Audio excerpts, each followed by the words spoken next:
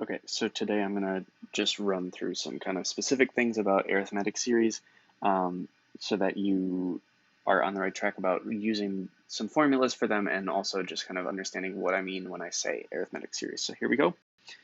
I'm going to do one expand and add version of this problem. And so that you can kind of see what I mean when I say what an arithmetic series is. Here we go. Lower bound is 1, so I can start by going like this, 3 plus 7 times 1 minus 1. Next I would do 3 plus 7 times 2 minus 1. And then 3 plus 7 times 3 minus 1. And then lastly, 3 plus 7 times 4 minus 1. I know that I can stop there because my upper bound is 4 and my lower bound is 1, so I've done everything in there that I need to. So then I can evaluate all of these and then add them together. So 1 minus 1 is 0, 7 times 0 is 0, 0 plus 3 is 3. 2 minus 1 is 1, that's that. 1 times 7 is 7, 7 plus 3 is 10. And now I can see that this is an adding 7 rule, and that makes sense because this is where our common difference d would be normally also. So then I can say that this is going to be 17, and this has to be 24. Add them all up and you get 54. Okay, so the thing that I want to highlight here is I just want to say, okay, well this right here, 3, 10, 17, 24, is an arithmetic sequence, and so therefore when I add all those terms up, I have an arithmetic series. This is sort of the formula you need to work with arithmetic series. So again, you have that lower bound and that upper bound, and those show up here and here. And also notice that the upper bound is here. So basically what we need to know is that this n is the number of terms you're adding.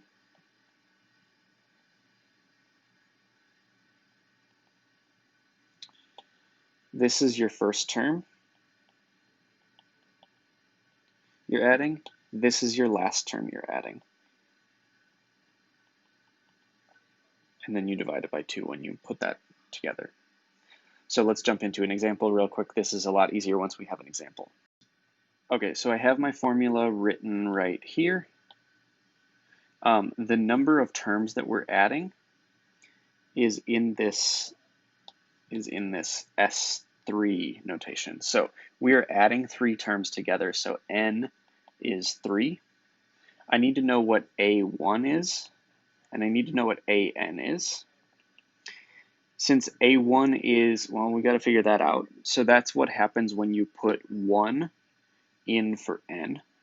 So you can simplify that. So 18 minus 6 times 1 minus 1. Do a little simplifying here. So 1 minus 1 is 0. 0 times 6 is 0. 18 minus 0 is 18. So that's my first term. Last term is, well, what's n? N is 3. So this is A3 that we're looking for. A3 is 18 minus 6 times 3 minus 1. And if you simplify that, so you get 2. 2 times 6 is 12. 18 minus 12 is 6. So now I have all of the pieces of information that I need for my formula, so I can rewrite it. S3 is, okay, well, 3 times the first term is 18. The last term is 6. Add them together, and then divide by 2. You can use your calculator here, and altogether you get 36. Now this problem is not very difficult to just expand it and add it all the way out. You could just do the first 3 terms of the sequence and then add them together by hand. But if there's like 100 terms or 400 terms or something like that, it's going to be kind of annoying to do that if you do the expanding. So we need that formula to speed things along instead of having to do it all. And here's sort of that exact example. Like, what happens if we have 100 terms that we want to add together and we don't want to have to do all the work? So we need to find out what, we're going to use the same formula, Sn equals n times a1 plus an, all divided by 2. Remember that this only works for arithmetic sequences.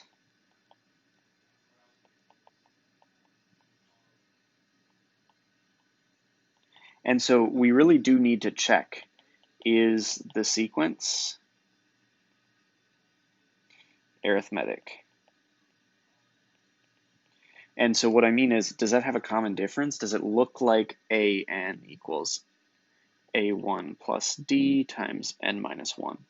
And this one does, it really does. It's just that it doesn't have that right here. And it's kind of invisible, but it really is just a 1. It is just a 1. And so now that I know that the common difference is 1, then I can see really clearly, like, this is exactly the same form as this is. So we can go on and we can use this formula now. So I need to know what n is.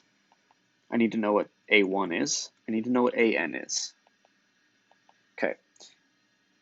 N is the number of terms you're adding together, so that's 100.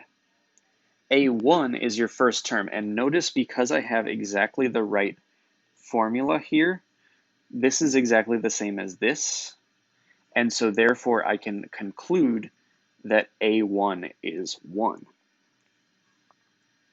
AN is the thing that I don't know yet. I do know what N is, so what I'm really looking for is A100.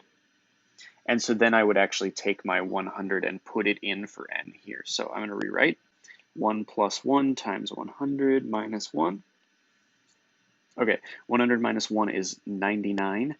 99 times 1 is 99. 99 plus 1 is 100. Okay, so now I can do my formula. I can use my formula. So I have, let's see, N is 100. A1 is 1. AN is 100. And then I take that and divide by 2.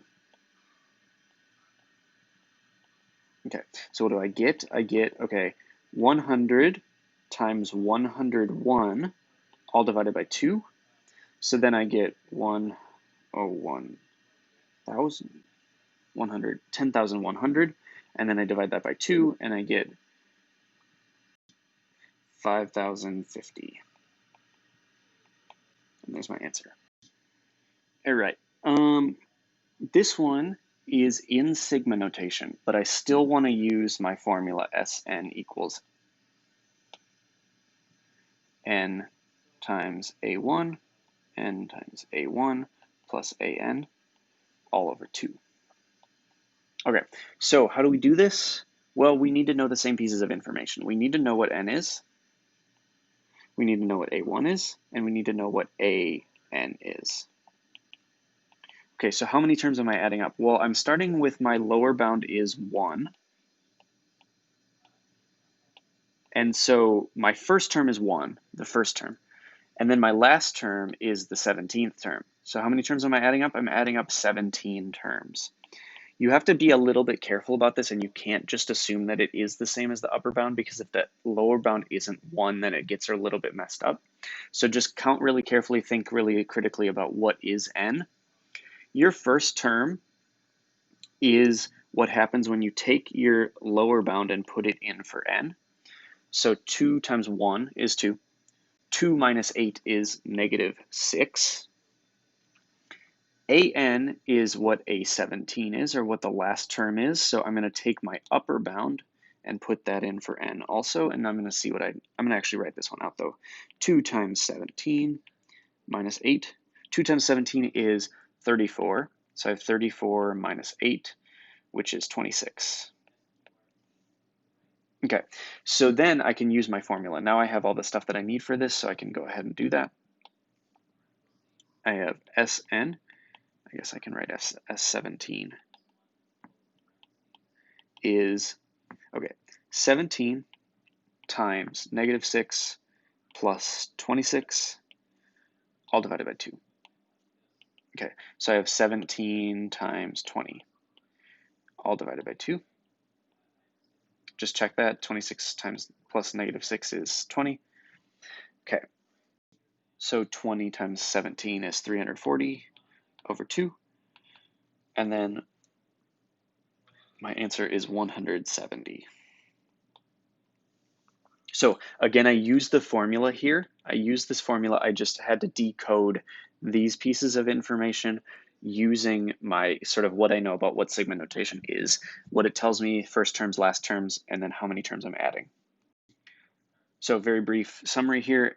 An arithmetic series is the sum of the first n terms of an arithmetic sequence, typically. You just have to be a little bit careful of like what is the first term and what is the last term. And then here's our formula from today. No other new information for today, so you're going to have a little bit of practice after this, and then you're done for the day. Thanks, everybody.